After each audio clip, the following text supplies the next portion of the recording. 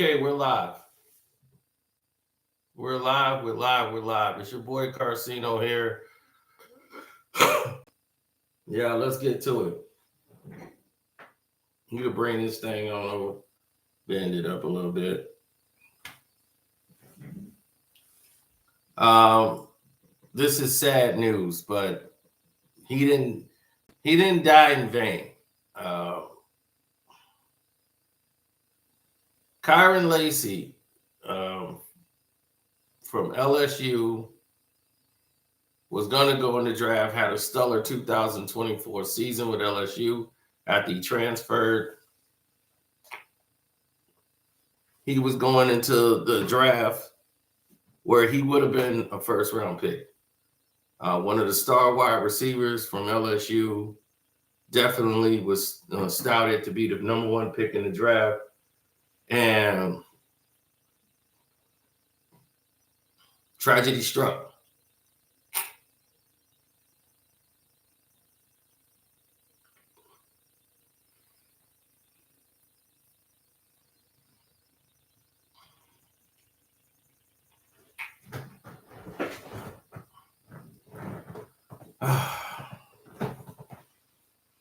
This man ended up in a situation where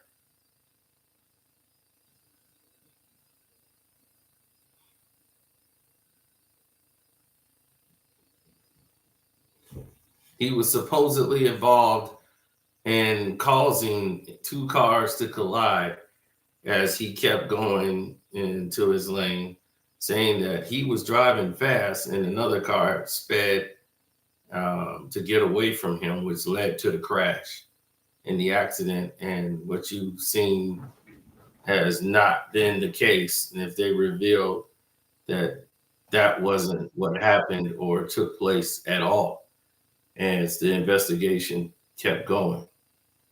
So before there was a trial, before there was anything, Kyren was bashed in Louisiana. You know, the video clearly shows now that he was back about 92, 93 feet. But before that, you know, people were talking about his investigation in the crash. He was arrested, charged.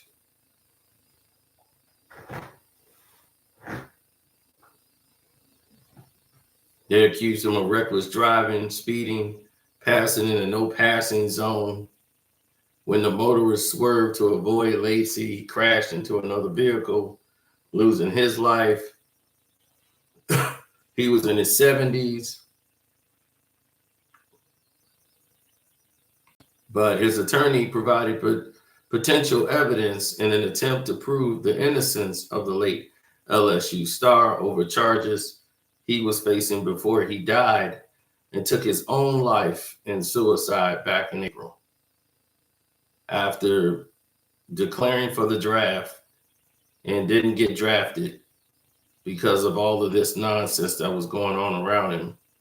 And the evidence shown, as we have the video footage from a security camera, which shows he was behind all the cars by at least 92 feet when the accident took place. So the car did not swerve to get away from him to get into an accident.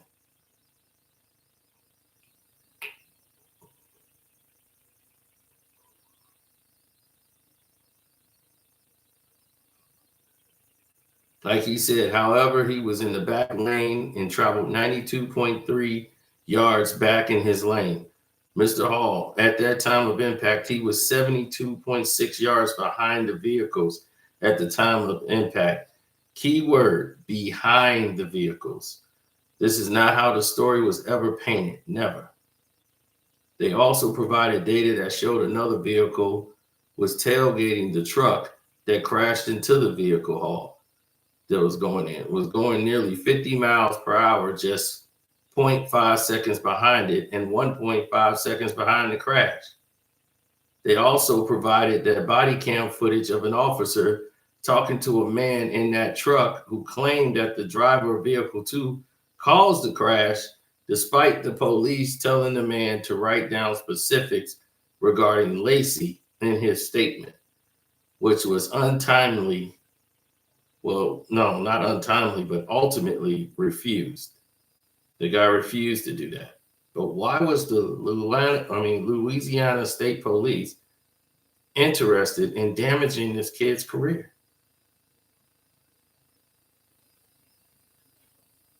Now, since this video has come out, the LSP said, following the crash, we conducted a detailed investigation with the assistance of crash reconstruction experts and all available information at this time.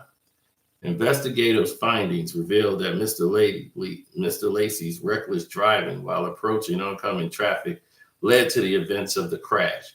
The findings were presented to the 17th Judicial District Court, which approved an arrest warrant based on the evidence collected.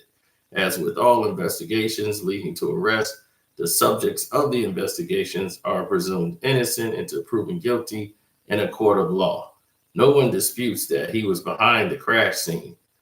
His swerving past cars, passing cars, and reckless operation caused the series of crash events. Still trying to hold on to the fact that this man caused a crash that he did not. And the video proves he did not.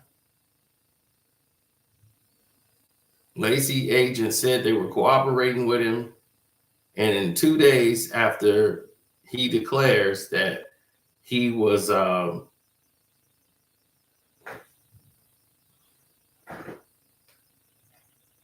days after he declares he's going to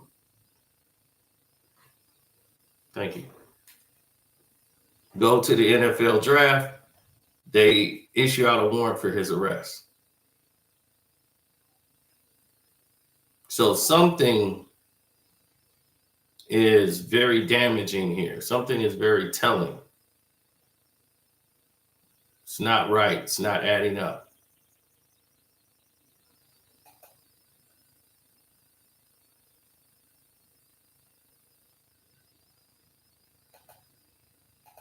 I'm more hurt by this than anything, because that young man did not have to die. You know, that's the part that hurts. Take a look at that. Further north, Kyren Lacy passed 4 course. However, he was back in his lane of travel, 92.3 yards. Back in his lane, behind Mr. Hall.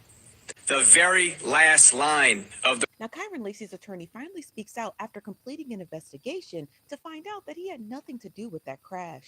So I went and searched and found the detailed interview with Kyren Lacy's attorney so I can get caught up on this story. Now, his attorney sits down and he finally finishes the investigation, and here were his findings. He's 72.6 yards behind the vehicles at the time of impact. Kyren Lacy did in fact pass 4 course. There's no disputing that.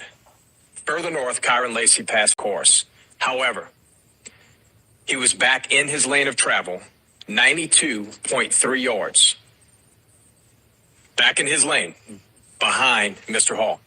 The report from the district attorney's office says the evidence submitted in the crash report does not support that Kyren Lacy should have known that his actions were the cause of the crash that happened approximately 72 yards in front of him. Now, to be very clear about his attorney's statements, as well as the state attorney's statement, that accident happened 72.5 yards ahead of him, which the state attorney stated had nothing to do with him. Now, what the state troopers were attempting to do to get those charges to stick is to say that Kyren should have known that accident was going to occur, but nobody can know that. And because we're human and not autonomous driving vehicles, nobody can predict anything that's going to happen ahead of them. And what's so sad is that he is not with us, so he doesn't even get to see that his name has been cleared. The report from the district attorney's office says The evidence submitted in the crash report does not support that Kyren Lacy should have known that his actions were the cause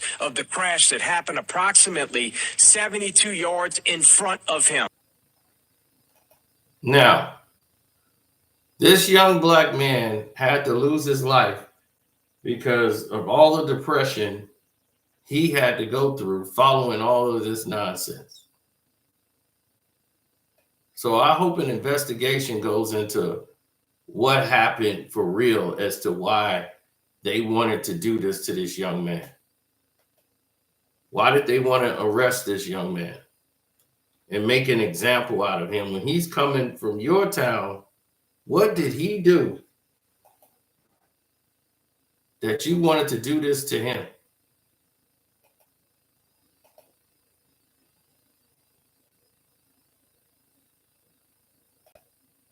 And he was bad-mouthed. He was pointed out and looked at as a bad guy without even having a day in court, trial, or anything. Everybody blamed him for causing the death. They hadn't even seen any evidence yet. Nothing. All they did was find a way to tear down another person.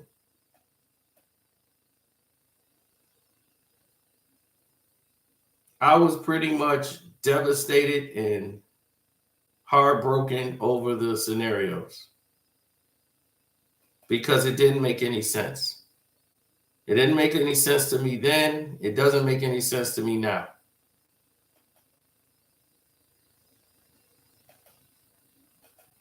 I just don't see how you get there.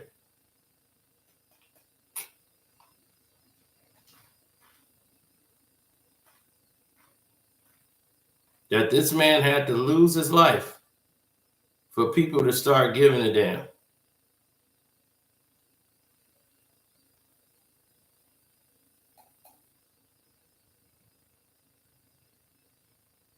So now it's going to be up to his family to sue the state of Louisiana.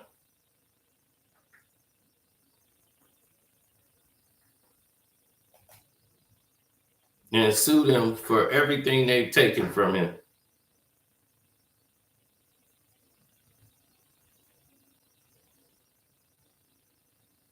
And just let you young kids know, man, this is real out here. You don't have the same rights as the white kids. This happened to me. And believe me, I felt like I wanted to die. Like I wasn't going to take my own life, but I didn't care what happened at that point. I was completely like at the end, you at the end of your rope, you just like, what else could happen? Like I just didn't care. I was coming home from work another day. I just clicked my seatbelt on too, because I didn't put my seatbelt on yet. So I went ahead, I clicked my seatbelt on as I'm riding. Like 2 minutes after I clicked on my seatbelt, a guy is flying, trying to beat a yellow light. The light is red, it's green for me. He's flooring it. And the reason how I know he's flooring it, because he had to be driving that fast to catch up to me. I was at a red light. So I had no momentum really going forward. The light hits green, I go. But because he was flooring it, trying to catch up to the yellow, he was doing 60-something miles an hour and hit me with so much force. I'm in a Durango. He's in a little bitty car. He could have been killed. He could have died right there on the spot. Thank God he didn't. I'll be in a cell right now. He broke his ankle from the force of impact. My car, the front it's a big, gigantic metal bar, like the heaviest metal you could ever see on a car on a Durango. That steel was bent in half. The top of my hood caved in. I couldn't even open my driver's side door. My head, even though the airbag went off, my head hit the side. Boom, which is why this side of my head sticks out more than this side because of that impact, causing me massive damage. I had neck pains. I couldn't swallow. It was a lot of things I had to do differently. I was messed up. I was headed straight for a pole. My car is dying out. The battery is leaking. All that. I just got that battery too. I split 2 cars, turned out in the street, and the car just dies. So it was like, all right, that car's dead. So that's that. Now, once my Durango was completely just dead in the middle of the street, I was able to get out of the car. My phone battery is like got 1 bar, like it's about to die. Someone else called 911. I checked on the guy. People couldn't believe I walked out of that crash. The force of impact, the inertia of that car crash was enough to cave in the top and bend that metal and steel. The fact that they thought like there's no way you should have survived. I come out of the crash and the ambulance come and they take me in the ambulance. And as I'm going to the hospital, he's going to a hospital. My mother's on the phone because she's out of state. She wants my uncle to come up there. Well, I'm trying to call people I'll stay with, my other uncle, to come get me, from the hospital. So I'm in there just can't believe it, head shaking, we all messed up. So while we sitting in there getting it in, all of a sudden, we have a massive problem. And the massive problem is the police show up. My uncle's there. They come in and they start asking me what happened. But instead of really asking me what happened, they trying to already test my urine. Like, can he go to the bathroom right now? And I'm like, damn, you can the doctor come in and do what they got to do first before you try to make me go to the bathroom? And I'm like, man, I could. They's like, can he just go right here? He ain't got to go to the bathroom. I'm like, I can walk. I can go to the bathroom. I can pee right. Yeah, so I peed for him and everything. They wanted to test my urine. It came back no alcohol. They, damn, can't get them from that. So they want to get a statement as we're going through this. So we're giving them a statement. And I was like, yeah, I was just getting off work. And they was, oh, so you work that many hours? I'm like, dude, I work this shift every day. Don't try to make it look like I did something. It's clear that I was the one hit.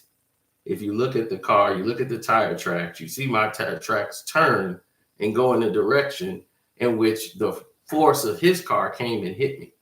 But then they went and found some fake witness who claimed she was there because she was taking care of the white guy. The black guy with the gold chain on, yeah, he was guilty. So she went and created a story that she wrote to say, oh, well, she's the witness. And she said, you blew the red light. I was like, why would I blow a red light? I was waiting at the red light. So why would I blow it? The light turned green. I went. There was no need for me to run a red light. That don't even make sense. He's coming. So if I ran the red light and he hit me, why the hell is he going 60 something miles an hour? And a 40. Because if he was doing 40, my car don't bend. He had to be doing 60. I'm like, I'm not a mathematician, but I understand gravity and force. And I know the direction, and I could show you the tire marks. So I took pictures of the tire marks. I took pictures of everything, had it all documented, took it to them. printing it all out. They saw everything. After they tried to say, I did it, they went over there. My uncle went over there to the side. They didn't know my uncle from the Man in the Moon. And he heard the police over there talking and to their side of the family, like, yeah, of course, he probably doesn't have any insurance. And yeah, and my insurance wasn't going to cover that kind of a crash, and they shouldn't have. My insurance shouldn't have been involved. His insurance should be paying. So while I'm trying to do that, I had to take the case to court. And I took it to court, and their court was in a barn. Just so happened it's one of these towns where they got like one police car and one other assistant non-strike police car in this small town. They courtroom is in a barn, literally in a barn. Kid you not. And I'm like, I drive through this place all the time. I didn't know it was another town. And it's like, yeah, it's a town, probably like 1,000 people max. I'm like, why don't they just join the rest of this? Why they got to make it one town in this one little hick town? This guy's not even from that town. I'm from the other town. We're not, both of us are not from this town, but he's white. And he's a old 60-some-year-old white man. Very similar to this, except for he didn't die. And he hit me. They turned that to, I hit him. I'm responsible for the crash. Even if he hit me, it didn't matter. I'm responsible. I ran the light. Because they had one white woman back it up and say it. So I said, okay, all right. Went to court, and they found like I wasn't guilty. I won my case in court. I showed up in court. No charges was filed against me for reckless driving. I have no charges against me for reckless driving. Yet, I went to go get the whole thing removed. And they said, well, we can't do that. I'm like, why not? I just shown you all the evidence. He looked me right in my eyes. He saw everything I had and said, yep, yeah, but they got a witness, man. They have a witness statement, and I just can't overturn it. I said, oh, okay. And the lawyer told me what was going to happen with me. He said, I could take your case, but I'll just be stealing your money because they got a way they want to do it, and it seems like they've already made their mind up. And they're not finna go back on it. And then this guy's trying to sue me for $100,000 for the crash. So I found one of the chapters, like chapter 13 or something, one of the chapters. I forgot which one it was. But I got to protect all my assets to keep him from coming after my house, cars, everything. So I filed that chapter, put everything up under it, and done and done. Everything was written up under that. So it was like, good luck. Hit the reset button on. Homie, you're not getting no money out of me. Straight like that. And I got rid of my gold chain. That's why I got rid of I had my big 40-inch gold chain that I had for a long time with the big Wu-Tang medallion. I got rid of it.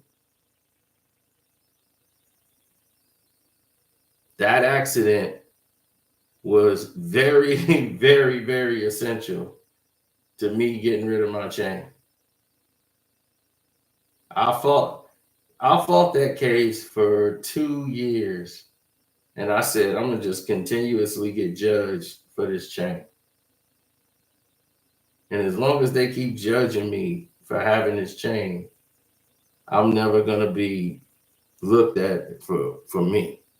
They just going to see the gold chain and just automatically criminally indict me because of my chain. So that's why I got rid of the chain. I didn't need it no more anyway. It wasn't really serving a purpose for me. So I ended up getting more money for it, selling it, than I did for what I paid for it. Because gold at that time had shot all the way up to the ceiling. And that was real gold from Mexico. This was real gold. Like, yeah. And wasn't none of that stuff you get in the Arab stuff. Dude was like, man, yeah, this is real. I'm like, no, that's real gold there. Dude, the Arabs are trying to buy that off me and low cut me. I'm like, bro, you ain't got enough. And he was like, dude, I'll pay you right now. I was in the grocery store, and dude was like, I'll pay you out the drawer right now. The Arab guy, I'm telling you, I will buy that off you right now. I was like, yeah, I know you would. The price of gold is through the roof, but you a few G's short, buddy. But I get you though. I get it. I know what you own, but very fortunate for me, I didn't end up like Kyren Lacy, but it's the same situation. This man wasn't even in the accident. He was just driving by it, and his whole future got snatched from him. Right when he's getting ready to go to the NFL with a promising career, they come after him to try to make an example of him. Now, the investigation need to go into the LSP to find out what in the world would they need, or what would be the point to even try to do this to someone.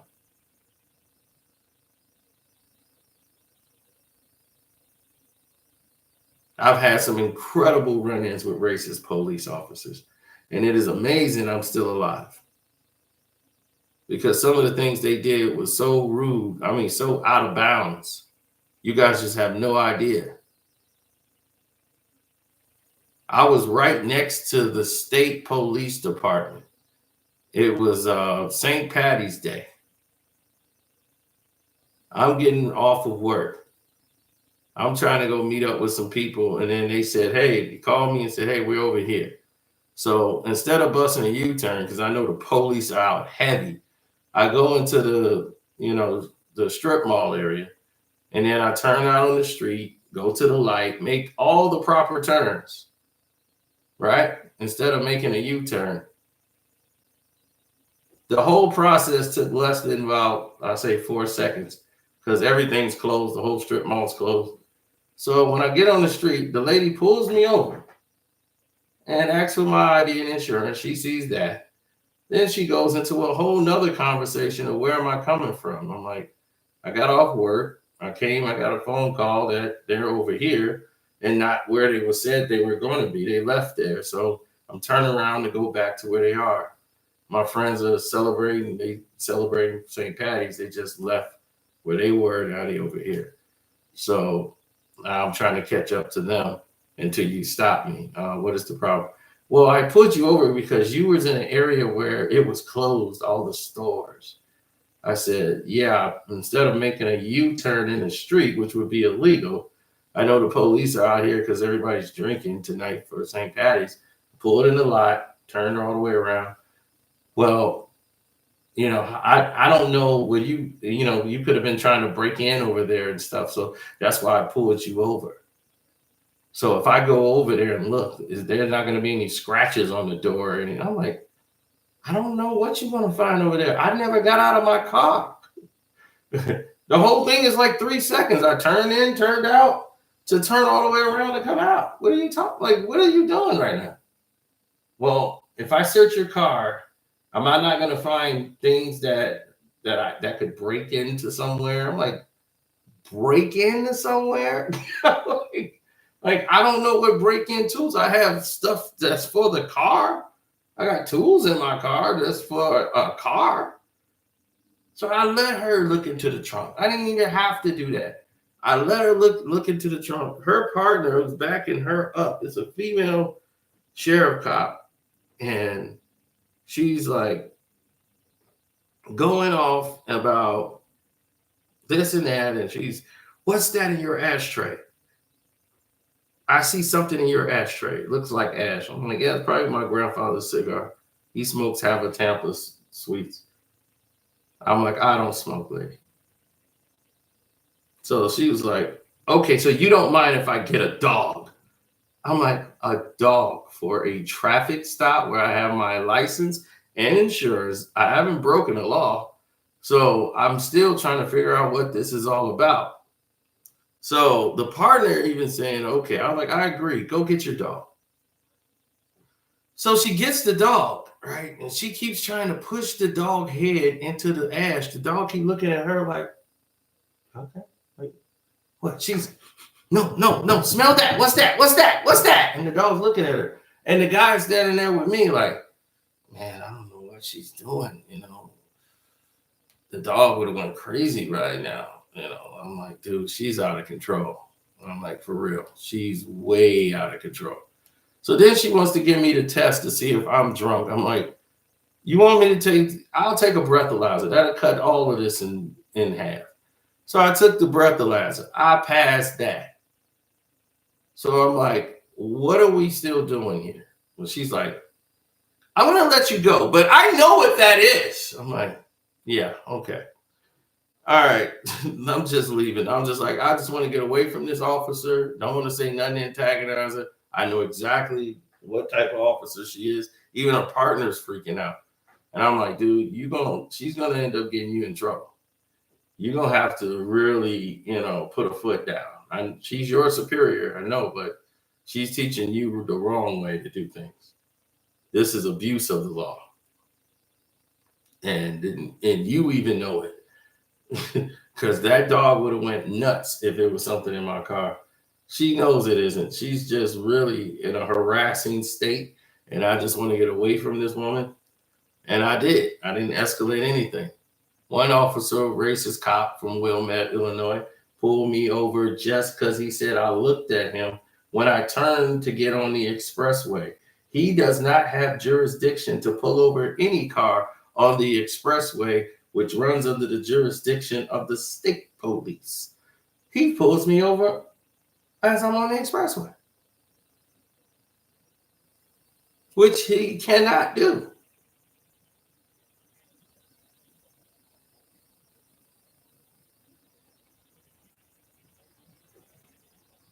Then wants to put my face on the hood.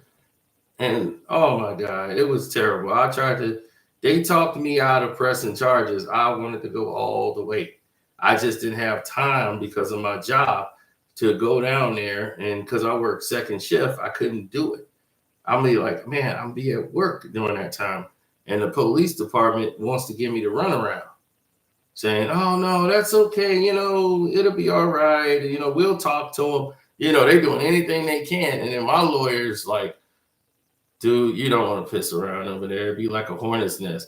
He said, I could see if you didn't have to go that route anymore. But if you keep going out and down that route every day for like work, he's like, I wouldn't do it. Just let it go.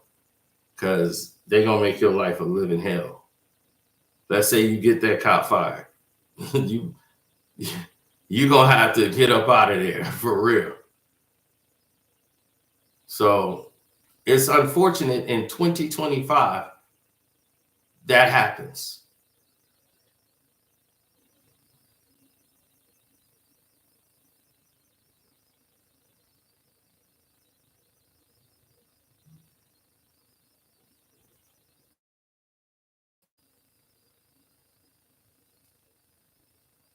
So that was just to let you know, man. I'm just, it's sad that this young brother took his own life. I wish he didn't. I wish he had just stayed the course and, and trusted that everything was going to be okay. But to see all your dreams go up in flames like that, I wish he'd have just stayed focused, stayed in prayer, stayed ready. But I understood the feeling of just what could happen next. And I just feel so sad for him and his family that he decided through the pressure to just take his own life. He needed people to uplift him and keep him up. But this is an example of why we have to champion our people while they're here and stand by them and not let them become the victims. Let's listen to the story first. Stop letting these people tell you things and you just believe it at face value.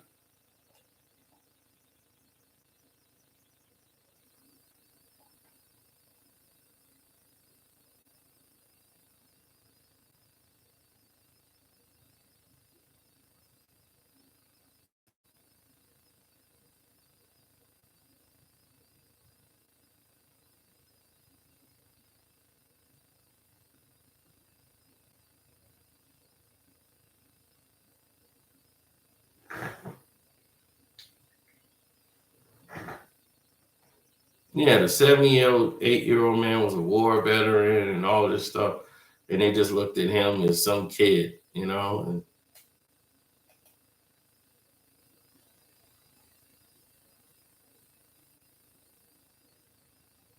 if you could, I'll just have you write exactly what you saw. Just make sure to include, where you were. I don't even know what the name of that highway. It's Highway 20.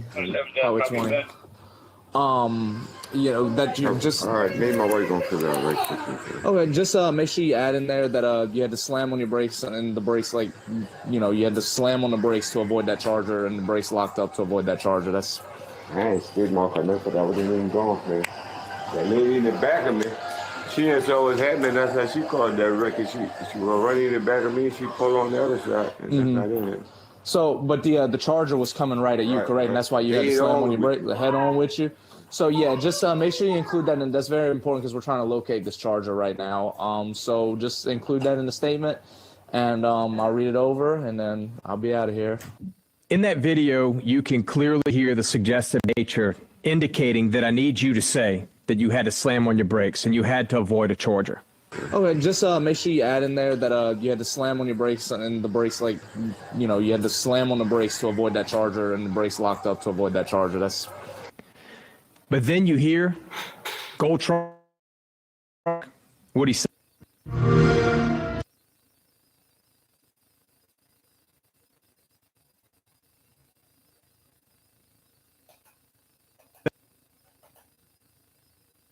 oh, hold on.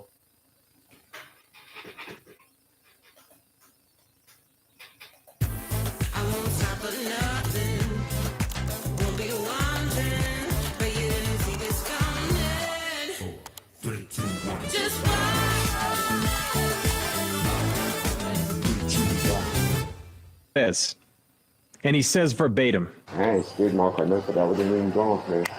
That lady in the back of me, she didn't saw what's happening. That's how she called that wreck. She was running in the back of me. She pulled on the other side, and that's not in it.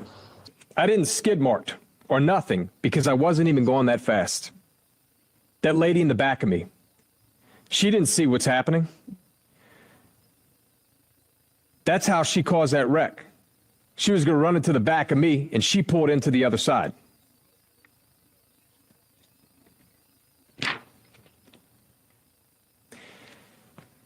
But there's a bigger problem. I then obtained the actual written statement.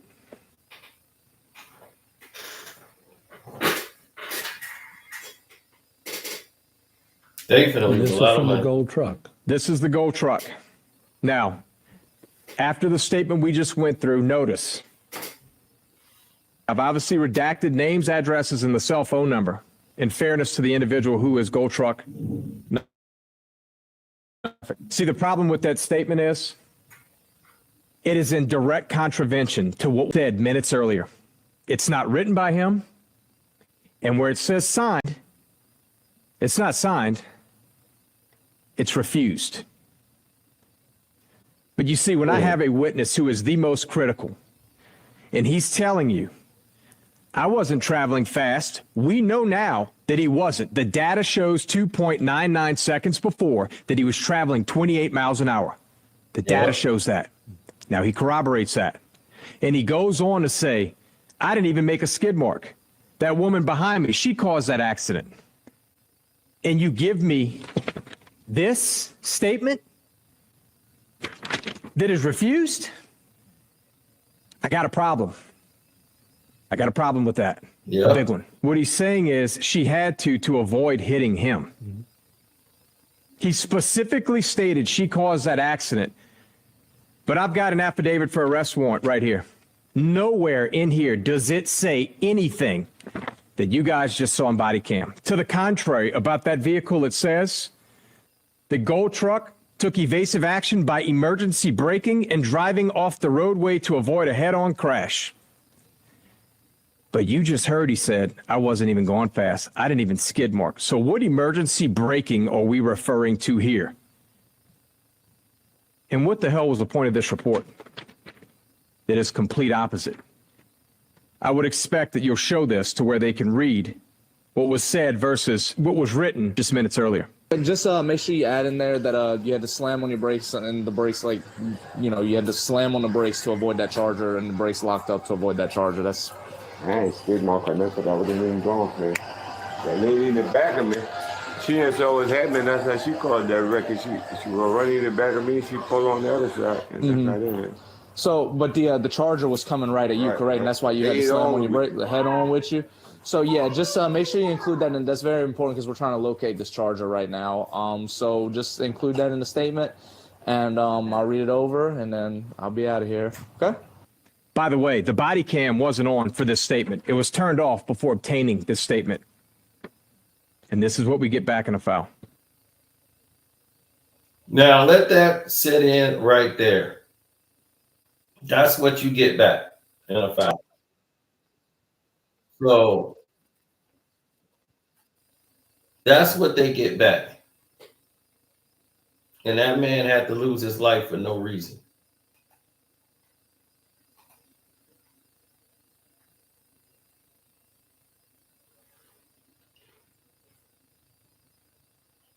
So now the state has got a massive problem. Yeah, they got to stay there now.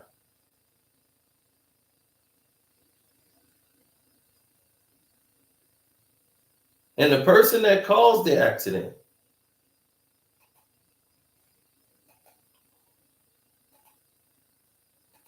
this lady, she's the one that caused the whole accident.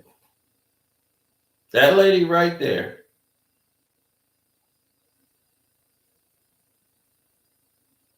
She switched lanes because she was going to go into the back of another car.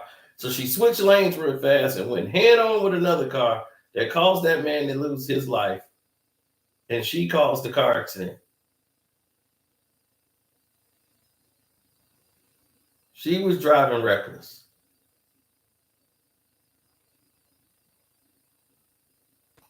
But the police want that guy for whatever reason. They wanted Kyren.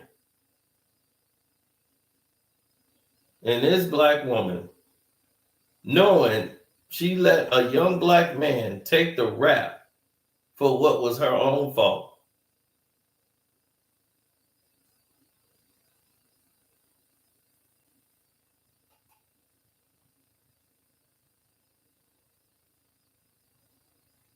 Now, ain't nothing much to say after that. Never should have happened, bro. We have got to start coming together. There's too much division amongst ourselves. So, I'm out. Thank you for your time.